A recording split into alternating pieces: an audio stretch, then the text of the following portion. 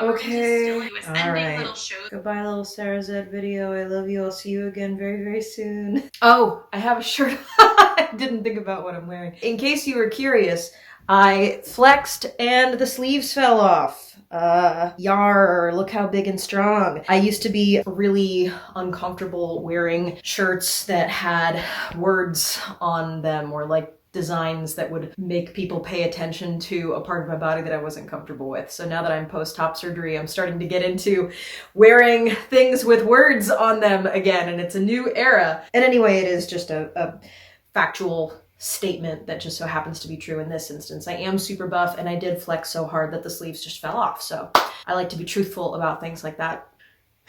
Hello there, my parasocial pals, and welcome back to my channel. If you're new here, thank you so much for joining us. My name is ChloeThePayne, and I have no idea what I'm doing. Today, we are gonna have a simple little sit-down video to discuss some possible easy reading TBR options for this last few days of AAPI month. We're gonna talk about some quick reads, some easy reads, some things that would be really simple to just add to your ongoing reading if you want to try to squeeze a little bit more work by Asian authors into this last little bit of the month. This is going to be a fairly chill, calm, low energy video because I am barely awake. I had to do some household chores today, which kicked up a lot of dust, which I am allergic to. I had to do some grocery shopping this morning, which involved going into the outside world, currently full of pollen and dandelion fuzz, which I am allergic to. I'm on my period right now, which I am allergic to. Hell yeah, where do I get that Benadryl against menstruation? Anyway, I only mention all of that to provide some context, to explain that although I am super pumped about today's topic, my demeanor may be presenting as more low energy.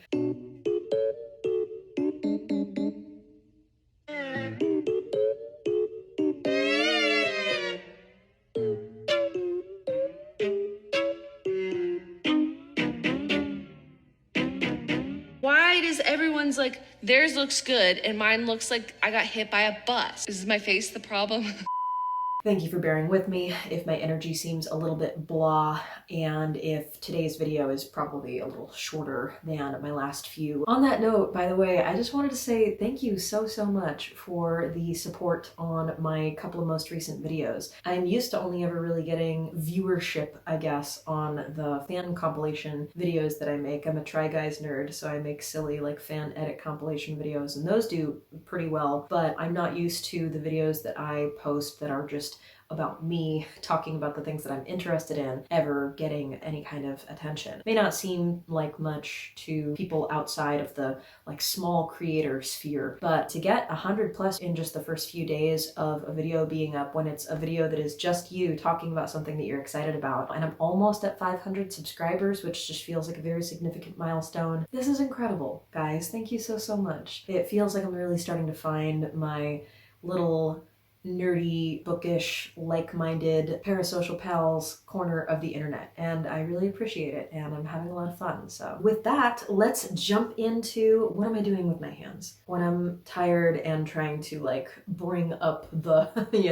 speaker energy. I go into like 7th grader giving a book report or like person leading a kindergarten class energy. And now let's and in today's essay I will use your hands, Chloe. Do something with your hands. It'll make you seem more confident. We're off to a great start. So yeah, to jump into today's topic, May, of course, is Asian American and Pacific Islander month, and so this is also the time of year when With Cindy hosts the annual Asian Readathon. Down below, I will post a link to the announcement video that Cindy posted this year. Excellent video. It is a much more thorough breakdown of the topics that I'm just going to scratch the surface on today. She explains the movie that inspired the prompts. She provides a ton of of super interesting book recommendations. She also does a guide to all the different ways that you can interact and participate on social media and on Storygraph. Frankly, even if you're not planning on participating in the readathon, the video is a Cindy video, so it's still just like very entertaining. So here, I'll invite you to join me on a little thought experiment. Join me in this imagination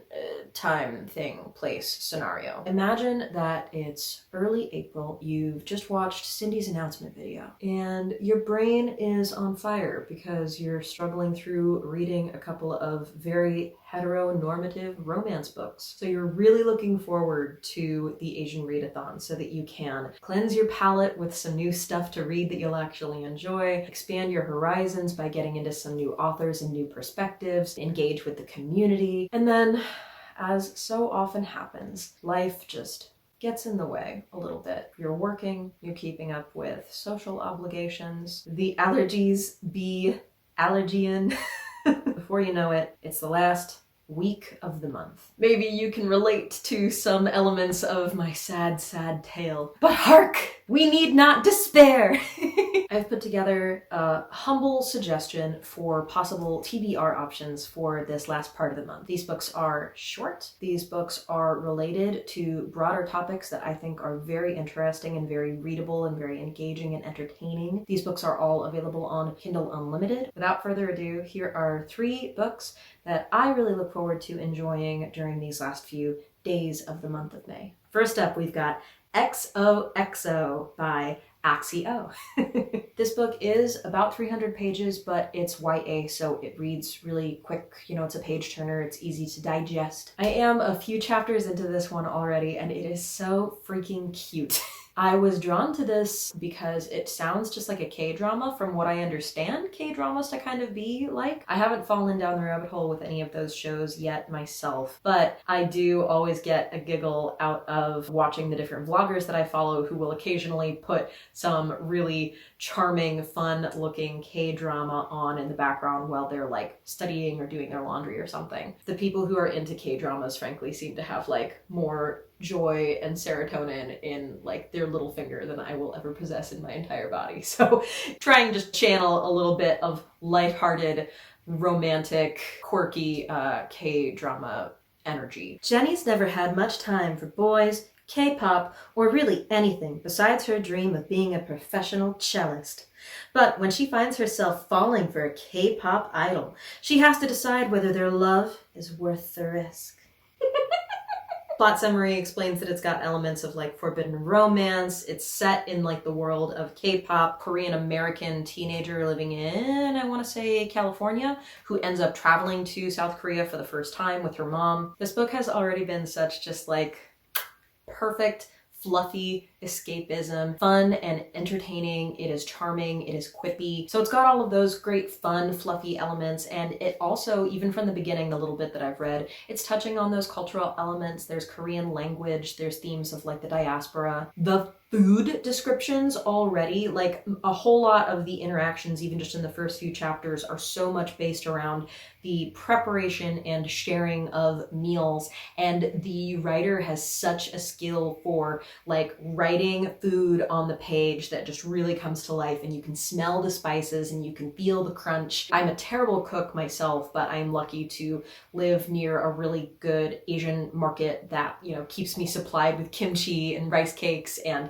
as soon as I read these first couple chapters, I like immediately rushed to make myself my like American version of tteokbokki that is probably not at all accurate, but that is very, very yummy to me. This book is a great time. I'm really enjoying it so far. I can't wait to keep reading it. And as far as the readathon prompts, this one would be a great fit for Asian character going on an adventure. And oh, there's the prompt that's about follow someone who's like a mess or who is famous. The famous K-pop boy that we meet in this book definitely seems to be like a mess. And at the very least, he is famous. So there's that element of the prompt as well. Really, really cool book. I'm very excited about it. Next up is They Called Us Enemy. This is a graphic novel based on George Takei's experience of being interned with his family when he was a child. I grew up in Washington State, and so part of the education that I received as a kid just regarding local history, the history of the region, included the information about the Japanese internment camps during World War II. It wasn't until I went to college in Chicago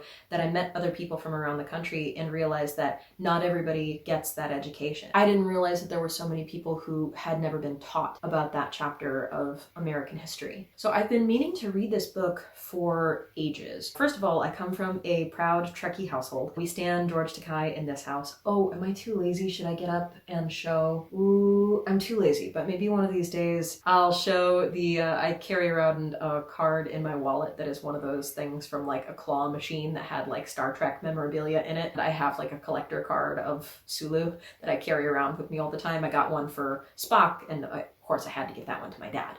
But I'm the one who gets Sulu because also, you know. Oh, I had a point. I wonder what it was.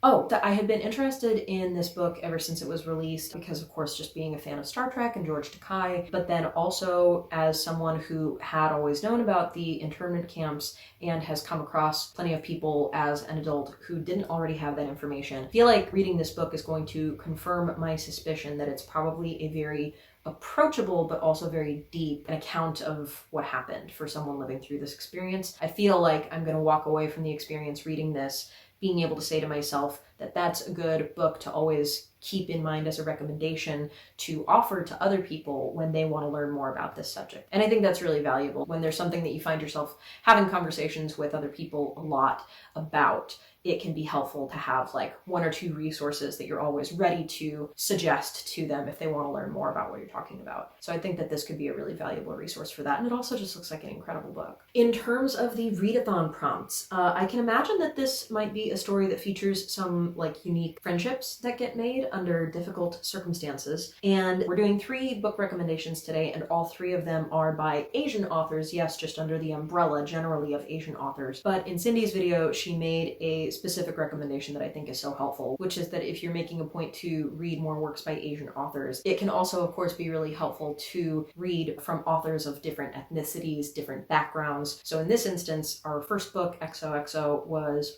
by a Korean American, and now with They Called Us Enemy, we're fitting also into sort of a overall suggestion of the prompt, which is to read from more than just one background in terms of the Asian author umbrella. So here's a book by a Japanese author. Last but not least, American-Born Chinese. This is another graphic novel. This is another one that I've been meaning to get around to for years. I always got the impression that the book is the author's like semi-autobiographical experience of being a Chinese American kid and getting bullied in school and dealing with those experiences of being othered and trying to find your place, and that then the story also weaves in elements of Chinese fables and magical realism. I wasn't exactly sure, but I was always really intrigued by this ever since it came out. I've been wanting to learn more about it and sit down and read it. So as soon as the Asian Readathon announcement happened, this was one of the first books that I looked up, saying to myself, you know what, this is a great opportunity to finally make a point to read this book. So then when I went to the Kindle Unlimited store to search for the book, I was surprised when it didn't seem to be listed under the same book cover that I was used to seeing, and instead it was a new cover that seemed to be Disney and that had Michelle Yeoh.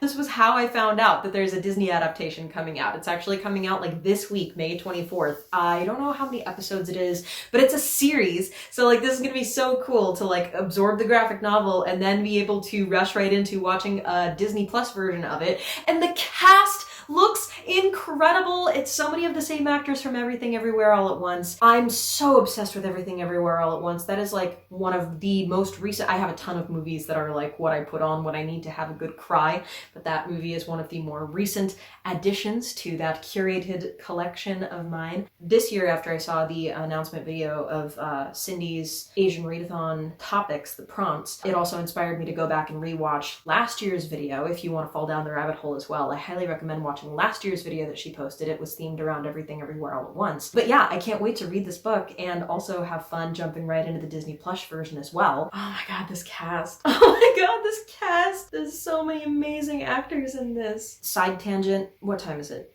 Chloe, don't let yourself ramble about this for any more than 3 minutes, and don't get too excited. You're very, very tired. Honey, you've got a big storm coming. Okay.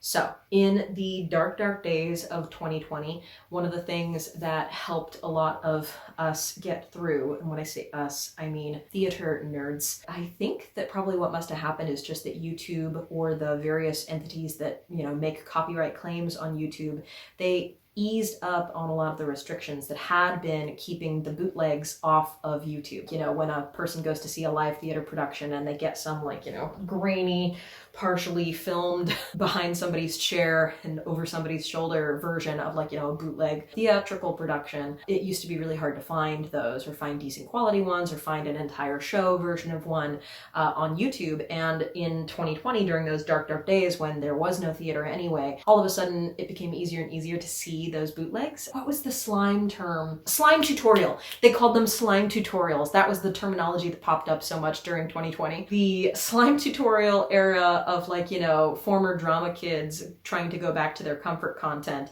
It was a lot of watching, like, you know, bootlegs of Little Shop of Horrors and Wicked. Eventually that leads you into watching newer stuff. The Broadway version of Dear Evan Hansen was really big at that time, before we knew what a travesty the film was gonna turn into. If you were one of the people who was watching a lot of the Broadway version of Dear Evan Hansen at that time, it was only a short hop, skip, and a jump into another musical that featured one of the actors from Dear Evan Hansen. The actor's name was Will Rowland, and the musical was called Be More Chill. Bear with me, we're almost there. I promise I'm getting to a point. So Stephanie Sue, such an incredible actor, right? Like, just obsessed with her performance and Everything Everywhere All at Once. I love that this year's Asian Readathon is themed around a new movie that also features Stephanie in the cast. The movie is called Joyride. It is so rewarding to see somebody who you recognize from theater scenes, like, get their moment, right? Have their star finally rise and get that mainstream success. We love that for Stephanie. Those of us who are musical theater nerds, or who maybe watched some of these slime tutorials back in the day, will remember Stephanie Sue, one of her big Broadway roles as the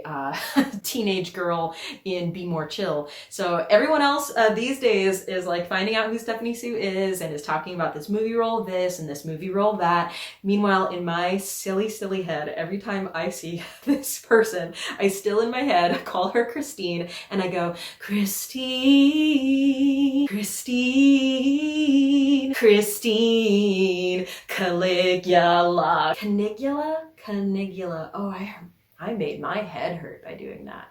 Caligula. Anyway, yeah, Be More Chill, featuring Stephanie Sue. I never watched the whole musical, but the songs that hit really, really hit. If there is any part of you that relates to this experience in my brain of being, like, you know, a former drama kid or a musical theater kid, if nothing else, one song that I will link below so that you can go listen to it. Her first big song, her, like, you know, torch song, introduce her character song, is called I Love Play Rehearsal.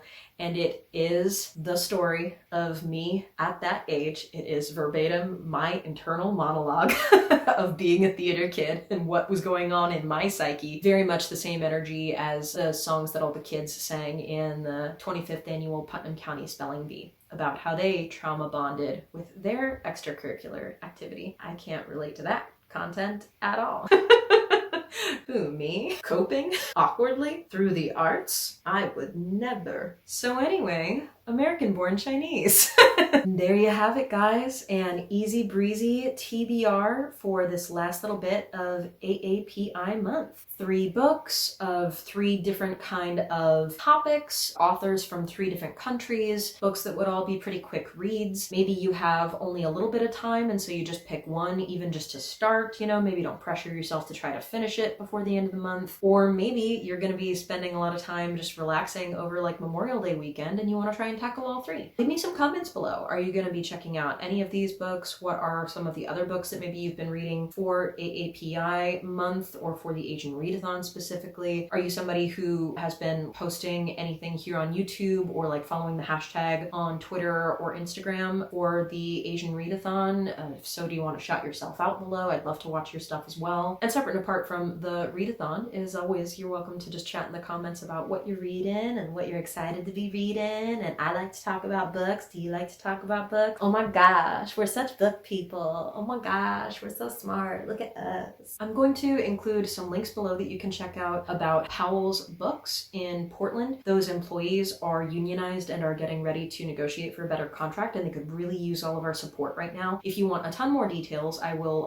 also include a card up here in the corner right now with the video that I originally talked a lot about this topic in. So there's like a full breakdown of what's going on. But the long and short of it is the employees are trying to negotiate for a better contract. The union is trying to prepare for that as best as possible. One of the best things that you can do to support them, if you happen to already be in the market to buy some books, is to use the partner link that the union set up. You can make your purchase through Powell's Books and get whatever you have ordered shipped to you through an online purchase, and a percentage of the money that you spend will go straight towards the strike fund and help the workers out. So that's an option for how to support them. There's also a ton of other options below that you can check out. If you enjoy mediocre pictures on Instagram or the misadventures of a cool 37-year-old cool kid on TikTok or gay memes and rambles on Tumblr, then I hope you'll come hang out with me on your social media location of choice. I am at ChloeThePayne on all the things. Shout out to my patrons, Hiker Steve and Cherry That Tomato. You can find information about my Patreon and my website and my commission songwriting services. All that good stuff